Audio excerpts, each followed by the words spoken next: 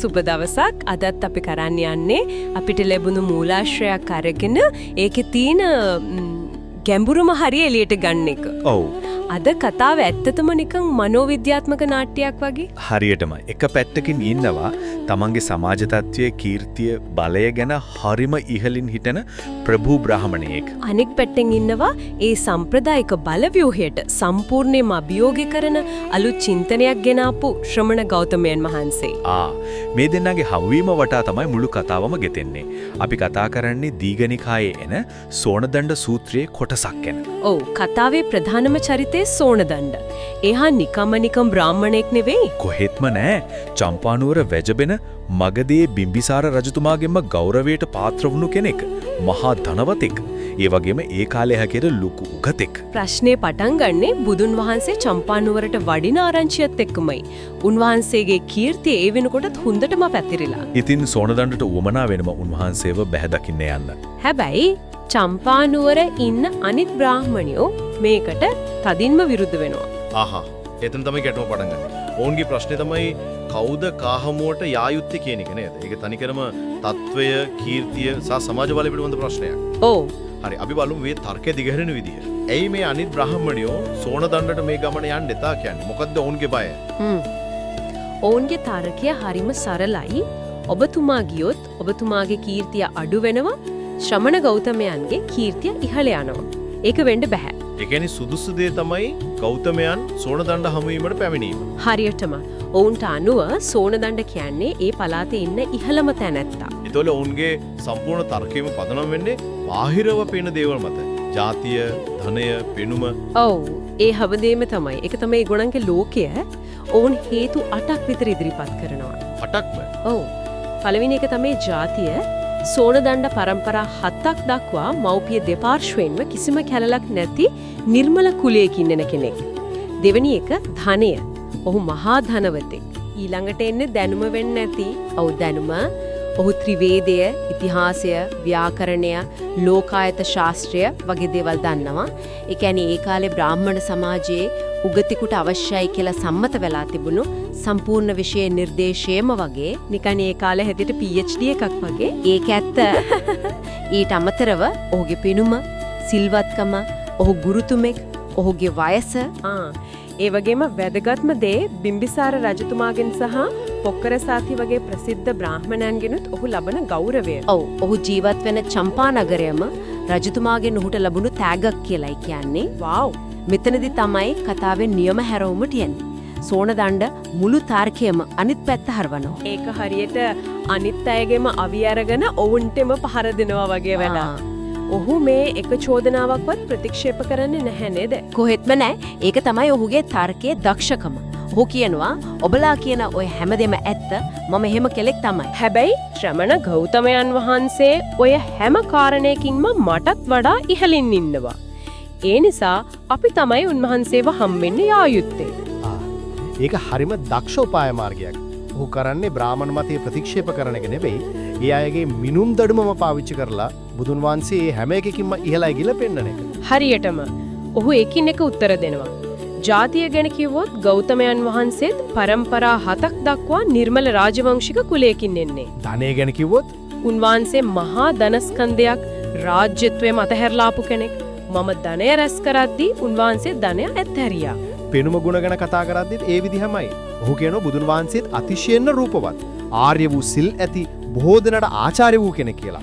ඒ වගේම තරුණ වයසේදීම දෙමෝපියන් අකමැත්තෙන් කඳුළු සලද්දි පවා ගිහිගේ අත්හැරලා ගිය කෙනෙක් කියලාත් මතක් කරනවා. ඔහු එතනින් නවතින්නේ නැහැ නේද? නෑ. ඔහු බුදුන් වහන්සේගේ තවත් ගුණාංග එකතු කරනවා. කාමරාගය නැති කළ බව, දෙවිවරුන් සරණ ගිය බව, මහපුරුෂ ලක්ෂණ 32කින් යුක්ත බව. බිම්බිසාර, පසේනදි කෝසල වගේ රජවරුන්ගේත් ගෞරවයට පාත්‍ර වූ බව. ඔව්.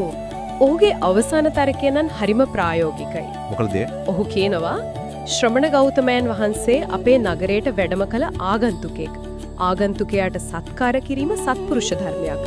ඒ නිසා අපි උන්වහන්සේව බැහැදකින්න යා යුතුයි. මේකෙන් පස්සේ අනිත් අයට කටුත්තර නැති වෙනවා ඇති. ඔව්, ඒ තර්කමාලාවෙන් පස්සේ හැමෝම නිශ්ශබ්ද වෙනවා. ඔවුන් සෝණදණ්ඩ එක්ක යන්න එකඟ වෙනවා. ඉතින් මේ ප්‍රබල තර්කමාලාවෙන් පස්සේ හැමෝම එකතු වෙලා බුදුන් වහන්සේව හමු වෙන්න පිටත් වෙනවා. හැබැයි මේ කතාවේ බාහිර ගැටුම ඉවරනාට සෝනදණ්ඩේගේ හිත ඇතුලේ අලුත් ගැටුමක් පටන් ගන්නව නේද? ඔව් ඒක තමයි කතාවේ තියෙන හරිම මානුෂීය කොටස. යන අතරමඟදී සෝනදණ්ඩගේ හිතේ ලොකු බයක් දෙගිඩියාවක් ඇති වෙනවා.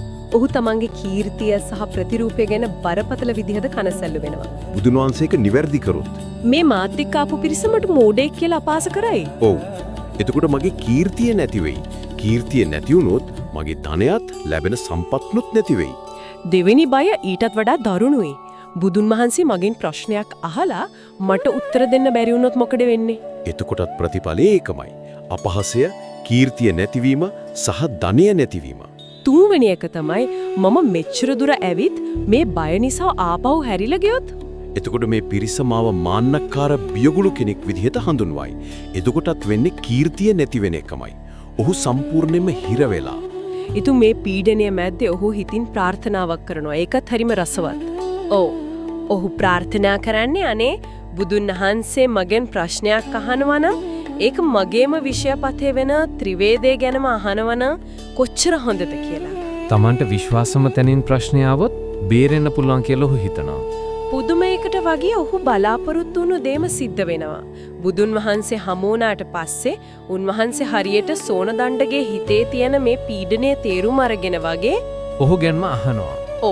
උන්වහන්සේ අහනවා පින්වත් බ්‍රාහ්මණවරුන් විසින් බ්‍රාහ්මණයෙක් කියලා හඳුන්වන්න ඕන මොන වගේ අංග සම්පූර්ණ වුණු කෙනෙක්වද කියලා. ඒක හරියටම සෝනදංගගේ කම්ෆර්ට් සෝන් එකට අයිති ප්‍රශ්නයක්. එතනින් පස්සේ සංවාදයේ දිගහැරෙන්නේ හරියට ලූණු ගෙඩියක පොතු ගලවනවා වගේ.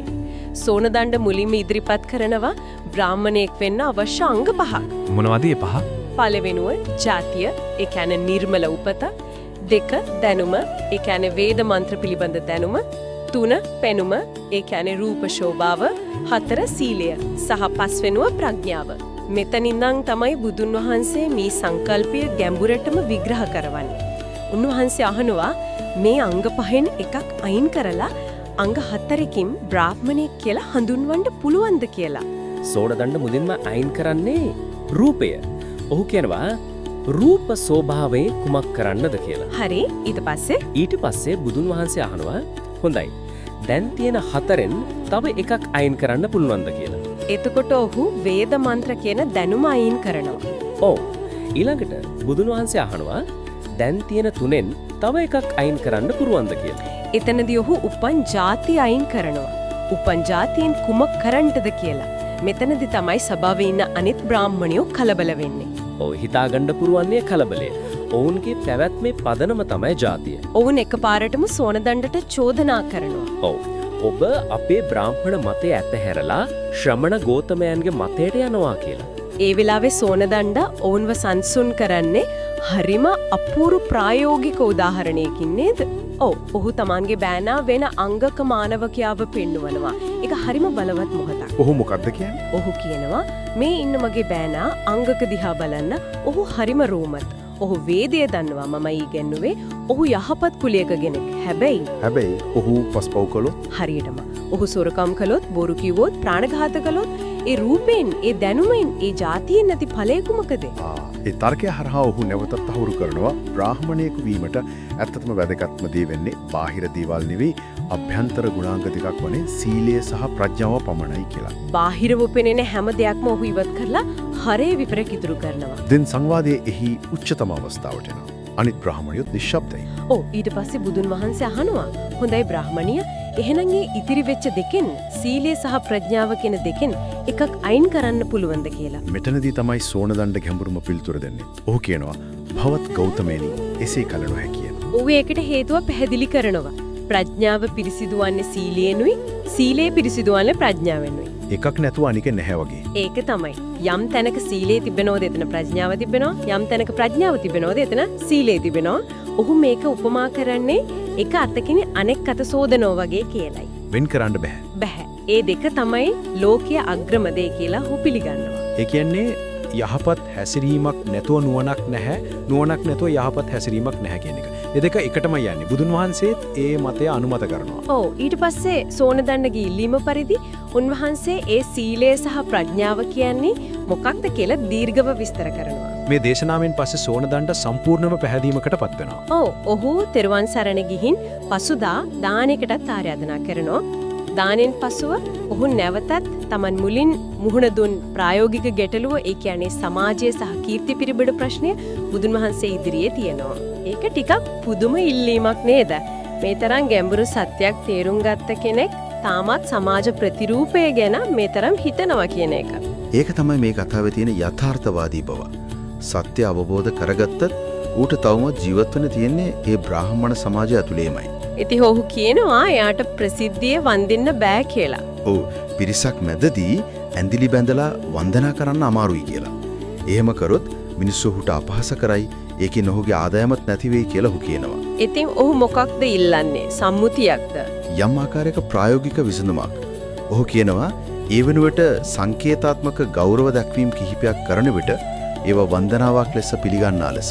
උදාහරණයක් විදියට පිරිසක් මැදදී ඇඳිලි බැඳීම, හිස්වැස්ම ඉවත් කිරීම, රියක ඉන්නකොට කෙවිත පහත් කරන්න වගේ දේවල්. ඒ කියන්නේ ඔහුගේ අභ්‍යන්තර ගෞරවය එළියට පෙන්වන්න සමාජයට ප්‍රශ්නයක් නොවන ක්‍රමයක්. හරියටම. බුදුන් වහන්සේ ඔහුගේ තත්ත්වයේ තීරුම අරගෙන ඒ ඉල්ලීම පිළිගන්නවා. ඊට පස්සේ ඔහුට අනුශාසනාවක් කරලා පිටත් යනවා.